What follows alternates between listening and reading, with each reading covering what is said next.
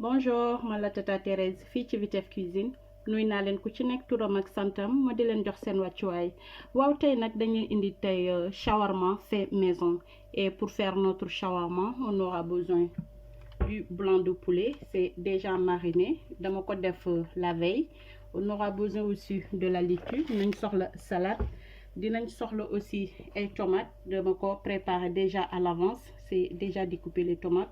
On aura besoin aussi du yaourt nature, dinañu soxla tamit un peu de poivron, ku nekk poivron boo am mën nga ko utiliser.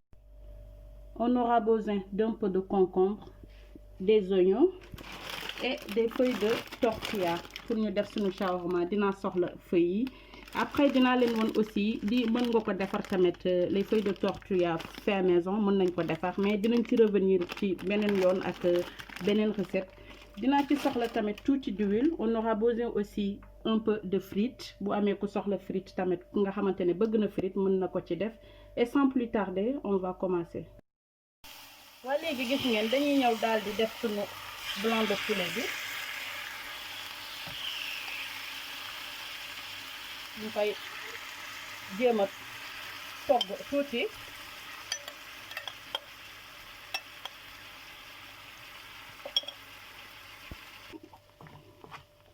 voilà. Maintenant vous voyez c'est une recette très simple à réaliser en moins de 10 minutes ngeen pare seen reer.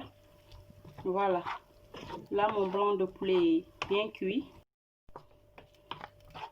Maintenant on passe à l'étape suivante. Gis ngeen léegi machallah xetu laaj bi rek beneen affaire la. waa léegi gis ngeen dañuy ñëw daal di préparer sunu sauce bi nga xamante ne dinañu accompagner ci sunu shawarma. On va préparer notre sauce. Ça c'est le yaourt nature. Maintenant je vais juste rajouter un peu de citron.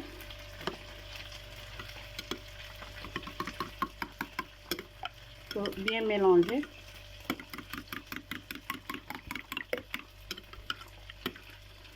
Je vais rajouter aussi un peu d'ail en poudre.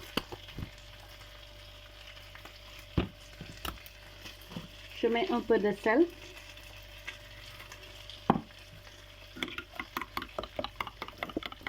Je rajoute aussi un peu de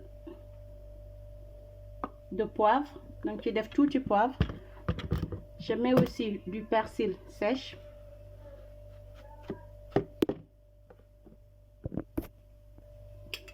Là je vais rajouter un peu de la salade Michoua.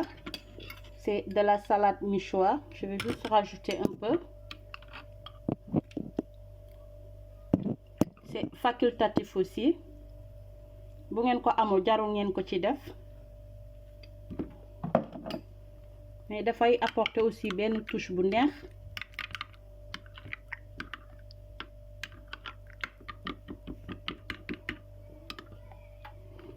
Voilà lii mooy sunu sauce bi nga xamante ne war nañ ko accompagner sunu shawarma fait maison. léegi comme sunu sauce bi pare na maintenant dañuy ñëw ñu daal di tàngal sunu tortilla yi. waa léegi gis ngeen fii dañ fi yor sunu benn poêle à crêpe. léegi si lay ñëw ma daal di tàngal sama tortilla yi. Par contre fii doo def ni d'huile ni du beurre, on met rien du tout. C'est juste la poêle bi nga xamante ne c'est déjà chauffé. léegi nga daal di ñëw teg sa tortilla yi. waa gis ngeen pour tortilla yi jarul sax ngay kii, c'est juste mu tàng rek gis ngeen danga koy teg même pas 2 secondes tu enlèves, tu mets encore beneen tortilla. Voilà, sa poêle bi su tàngee rek après toi tu tournes l'autre côté aussi. C'est juste mu tàng comme ça. Bu tàngee aussi dafay nooy gis ngeen. Voilà, tu mets aussi l'autre sens. Après tu enlèves. Ainsi de suite noonu ngay def ba nga pare sa tortilla yi nga war a utiliser yi nga soxla. waa léegi gis ngeen pare nañu kii sunu tortilla yi. Maintenant on va faire notre shawarma. léegi fii damay utiliser déjà ku ci am aussi moutarde bu dee am na ki nga xamante ne dafa bëgg moutarde mën na ko ci def. Je mets un peu de la moutarde. par contre dama doubler tortilla yi, dama jël 2 tortillas, vous avez vu.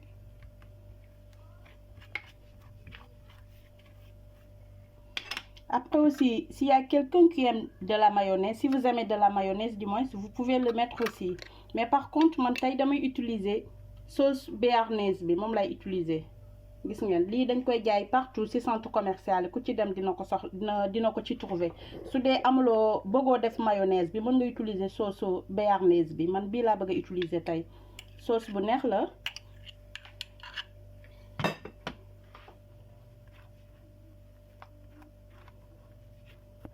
Léegi après ça da ngay ñëw nga daal di def sa viande bi. Gis ngeen mooy sama yàpp bu ma kii woon tuuti. Après tu mets la viande.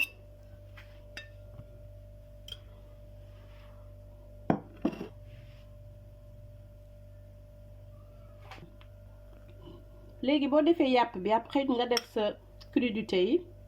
Donc je vais diminuer un peu. Ça c'est, j'ai un peu découpé concombre bi. Je vais mettre aussi du poivron. Je mets de la tomate.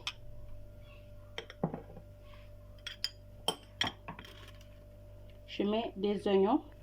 Fii dara togguñu ko fi, à part yàpp bu ñu revenir rek. Mais le reste c'est cru.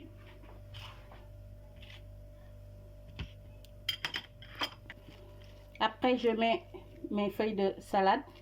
Salade bi tamit bu dee da nga xamante ne doo ko lekk léegi jarul ngay def salade bi. Nga bàyyi ba heure yoo koy lekk nga daal di def sa salade aussi. Léegi damay ñëw je mets ma sauce. Gis ngeen sauce bi mooy sauce bi ñu defaroon sànq.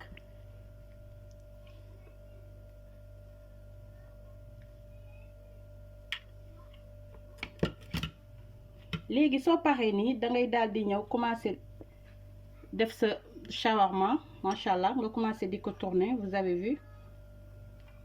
Booy tourner nag da ngay def très attention pour mu bañ a glisser.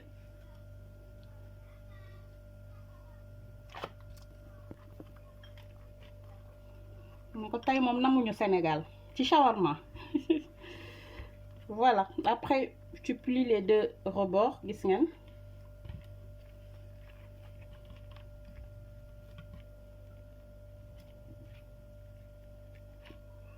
Oh, pardon, là mu ngi xaw a ubbeeku tuuti. Après nga daal di defaat beneen rebord bi. Nga am sa shawarma fait maison, machallah. Léegi gis ngeen dañuy ñëw defaat sunu deuxième shawarma. Première bi par contre dama fàtte woon def frite bi ci première shawarma bi, mais c'est pas grave. Léegi damay ñëw daal di def sama, comme bii duma ci def moutarde parce que ku koy lekk bëggul moutarde. Ma ci def tuuti sauce béarnaise bi.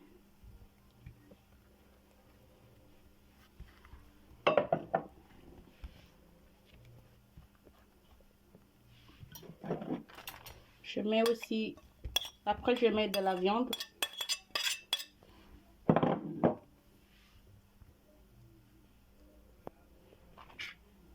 Ma daal di def crudité bi, ma def concombre. Je mets les poivrons.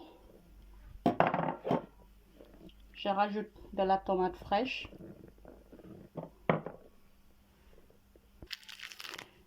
Ma daal di ci def un peu de la salade aussi. Après ma def ci mooy sunu sauce bi.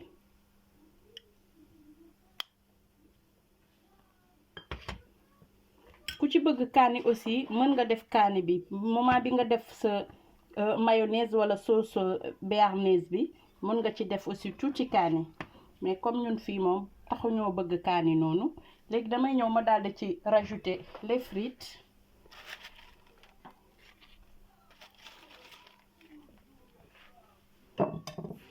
Après ma daal di plier. waa mbokk yi gis ngeen machallah lii la ñuy indiloon tey ci shawarma fait maison. Waaw comme gis ngeen depuis commencement bi ba fin bi ma di leen wax bu leen fàtte di abonné di partager di liker ba tax ni tey moom sama shawarma bi dama koy jagleel samay doom mu koy may Vince di ko may Florise may ko Émilie bu ndaw di ko may aussi Pierre may ko Charles fële ci Sénégal ma di leen jox dig daje fii ak beneen yoon ak beneen recette fii ci Vitef Cuisine merci.